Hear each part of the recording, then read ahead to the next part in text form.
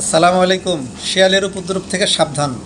গ্রামাঞ্চলে কিন্তু শিয়ালের উপদ্রব বেড়ে গিয়েছে এবং কয়েকদিন হলো সামাজিক যোগাযোগ মাধ্যমে একটা নিউজ আপনারা সবাই খেয়াল করেছেন যে একটি শিশু বাচ্চাকে শিয়াল নিয়ে মেরে ফেলেছে। সুতরাং যাদের বাড়িতে শিশু বাচ্চা রয়েছে এবং বাড়ি গ্রামে সবাই খুব সাবধানে সতর্ক থাকবেন।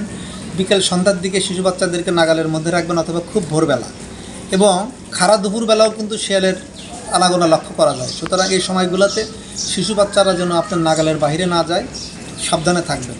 আর একই সাথে বাড়ির আশেপাশে সাপের উপদ্রবও কিন্তু এখন বেড়ে যাবে, যেহেতু গুড়ি গুড়ি বৃষ্টি হচ্ছে, চারদিকে সাপ পোকামাকড় এগুলো দেখা দেবে। এই জন্য সাপের উপদ্রব থেকে রক্ষার জন্য বাড়ির পাশে ন্যাপথলিন ছিটিয়ে রাখতে পারে। ন্যাপথলিনের গোটাটা অথবা গুঁড়া ছিটিয়ে রাখলে সাপের আনাগোনা কমে যায়।